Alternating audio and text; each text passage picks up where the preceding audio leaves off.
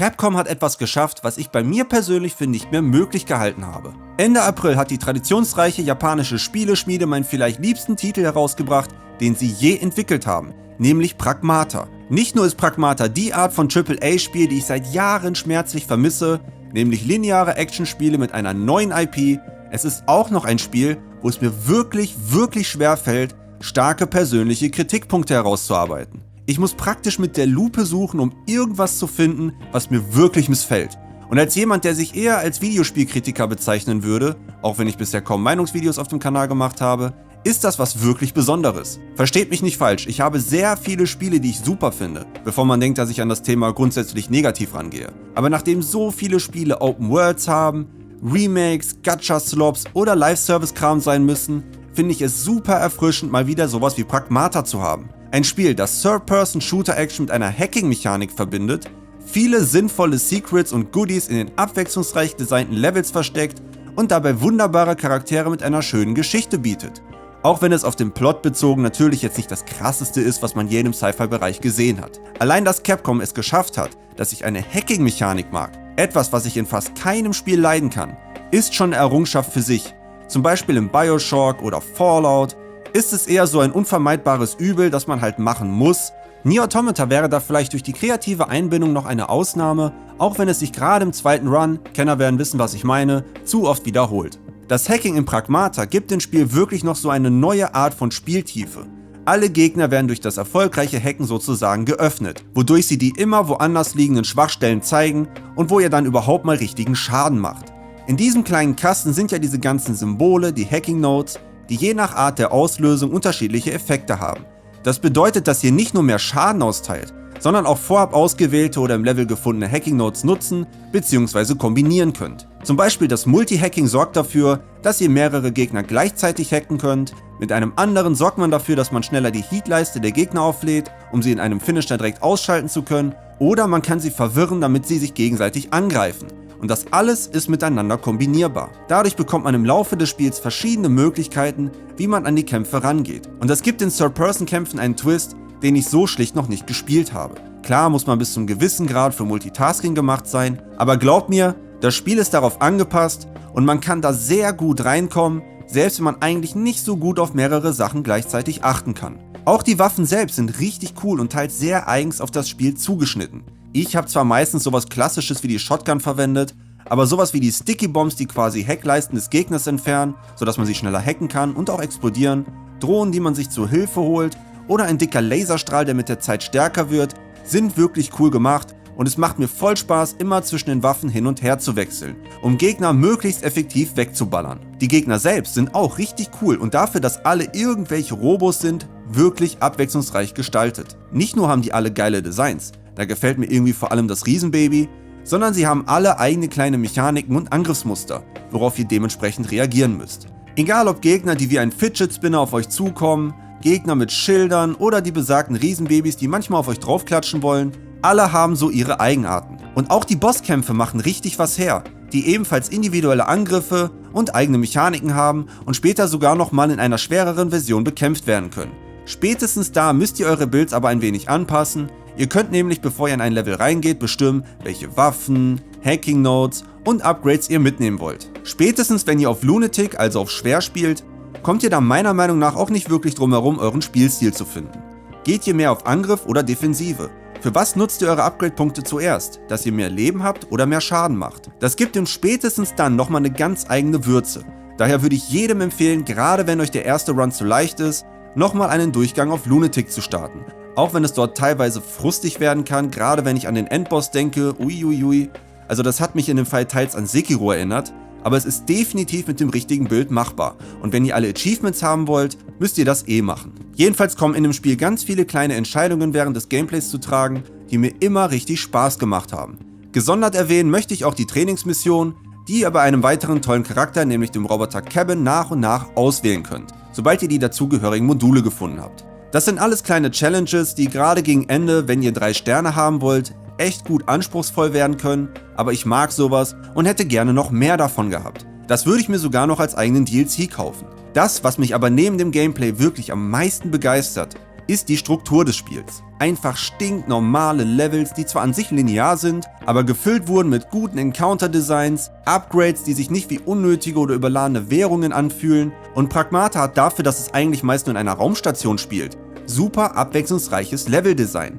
Allein wie die erste Stage, die so New York nachempfunden ist, aussieht und designt wurde, finde ich richtig toll. Da kann vor allem die RE-Engine, welche bei einem Dragon's Dogma 2 oder Monster Hunter Wilds, die mit ihrer Open-World-Struktur noch richtig gestruggelt haben in Sachen Performance, hier mal zeigen, was sie eigentlich kann, und sieht daher nicht nur toll aus, es läuft auch super. Es ist ja sogar auf dem Steam Deck spielbar und ist damit ein richtig gutes Beispiel für Optimierung.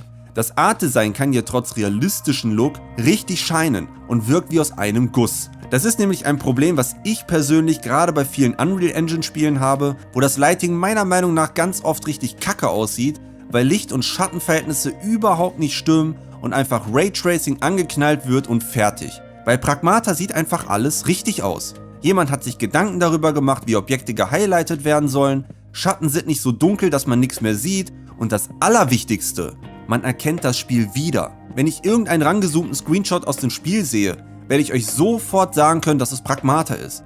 Versucht das mal bei einem Landschaftsbild von Black Myth Wukong oder leider auch bei einem Metal Gear Solid Delta, wo ich das Original, was das Art-Design angeht, wirklich hübscher finde. Oder das Remake vom neuen Halo, wo sie ja nicht nur die ganze Stimmung verändern und Gegner durch die neuen Lichtverhältnisse schlechter zu sehen sind, sondern auch das Brutalistendesign der Gebäude unnötigerweise abändern, und ich werde in Sachen Look nie verstehen, wieso das Leuten egal ist oder das nicht sehen, dass so vieles in der Optik wirkt wie Einheitsbrei. Aber ich merke, ich schweife ab, daher kommen wir mal wieder zurück zu Pragmata. Pragmata ist etwas, was ich einfach mal wieder gebraucht habe. Allein der Mut seitens Capcom, so eine Art von Spiel mit dieser Gameplay-Struktur rauszubringen, wo man von mir aus auch Resi 9 dazuzählen kann, gehört für mich nicht genug gelobt. In dem Fall wird sich nicht nur auf sichere Cash-Grabs verlassen, sondern man versucht wirklich was Innovatives zu machen, und das mit vollem Erfolg. Es steckt so viel Seele und Liebe zum Detail in Pragmata, und es war für mich eine richtige Freude, das Spiel durchzuspielen. Und vor allem in einer vernünftigen Länge durchzuspielen, kein Gestrecke, keine 500 Nebenaufgaben, damit man irgendwie auf Dutzende Stunden Spielzeit kommt, sondern es ist einfach vernünftig und sinnvoll durchdesignt. Das Pacing ist richtig super. Immer wenn man sich denkt, okay, reicht jetzt langsam mal mit einem Gebiet, kommt das nächste und man bekommt sogar mit der Zeit grundsätzliche Gameplay-Mechaniken dazu, wodurch dieses bis zum Ende nochmal aufgefrischt wird. Meiner Meinung nach hat das Spiel die perfekte Spielzeit und hat mich allein deswegen ermutigt, 100% zu machen und mir eine Platin-Trophäe zu holen. Meine dritte übrigens neben Bloodborne und natürlich die PS2-Version von GTA San Andreas, die man nicht mehr auf der PS4 bzw. 5 kaufen kann, weil Rockstar bzw. Take-Two das wegen der Definitive Edition runtergenommen hat. Kleiner Mittelfinger von mir an der Stelle, aber das ist wieder ein anderes Thema. Jedenfalls mag ich es, wie sehr mich das Spiel motiviert hat, mich so tief wie nur möglich mit dem Gameplay auseinanderzusetzen und möglichst viel rausholen zu wollen. Ein Gefühl, das ich so schon seit Ewigkeiten nicht mehr hatte. Das Spiel ist auf eine Art und Weise kreativ, wie ich es eigentlich eher vom Indie-Bereich gewohnt bin. Nur dass es hier halt ein AAA-Spiel mit hohen Produktionswerten ist. Was man an den ganzen Animationen, den ausführlichen Voicelines und dem Polish merkt. Somit kombiniert es quasi das Beste aus beiden Bereichen. Am Anfang habe ich behauptet, dass Pragmata vielleicht mein liebstes Spiel von Capcom ist, was für mich selbst tatsächlich ein gewagtes Statement ist, und natürlich bin ich auch etwas Recency-biased. Ich liebe ja auch die Resident Evil oder Monster Hunter Reihe, aber bei den einzelnen Titeln habe ich eigentlich immer mindestens eine Sache, die mich voll stört. In Resident Evil 4 mag ich den Inselpart nicht und finde, dass das Pacing gegen Ende echt nachlässt, sowohl im Original als auch im Remake. Und auch Resident Evil Requiem, so sehr ich das Spiel auch mag, hat so ein paar Schwächen beim Fokus und Pacing, was man, wie ich finde, gerade im graubraunen Raccoon City Part merkt, der ehrlich gesagt etwas underwhelming war. In Monster Hunter World habe ich die Spähkäfersucherei nicht gemocht, mich hat es genervt, dass Monster Hunter dieser durchsichtigen Mechanik gelockt waren. Monster Hunter Wilds hatte neben den Schwierigkeiten bei der Technik zumindest zu Beginn Content-Probleme und war auch irgendwie zu schnell durch, was auch an dem für Monster Hunter Verhältnisse geringen Schwierigkeitsgrad lag und man nicht mehr so wirklich auf seine Ausrüstung achten musste.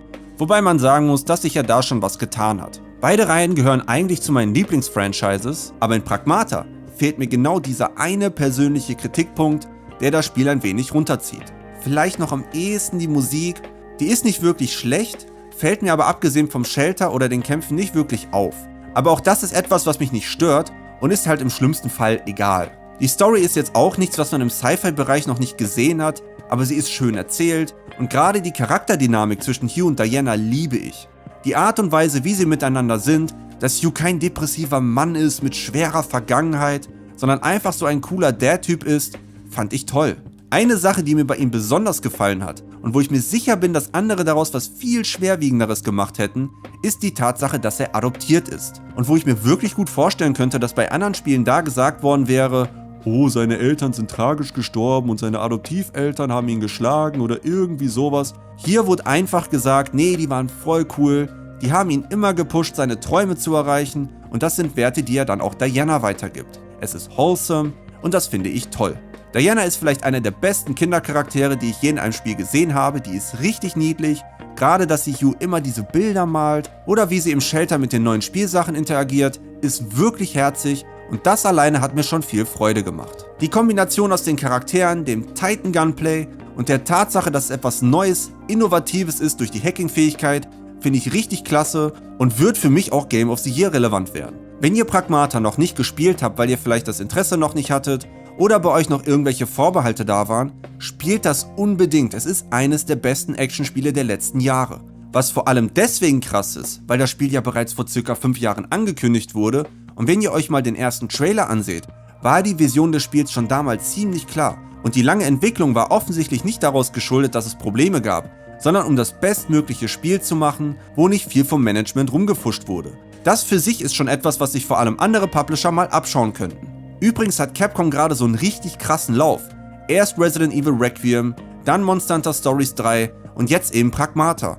Alles richtig tolle Spiele und ich hoffe, dass das neue Onimusha, das ja wohl noch dieses Jahr erscheinen soll, da anknüpfen wird. Wenn ich hier quasi was Ähnliches nur mit Nahkampfsystem bekomme, dann Leute, ist es wahrscheinlich das stärkste Spielejahr, das Capcom jemals hatte und bestätigt mich wieder nur, warum Capcom auf die Spiele bezogen mein persönlicher Lieblingsentwickler ist. Hoffentlich bleibt uns diese Entwicklung für die nächsten Jahre erhalten und ich wünsche mir, dass andere Entwickler auf sowas wie Pragmata gucken und hier ihre Inspiration ziehen.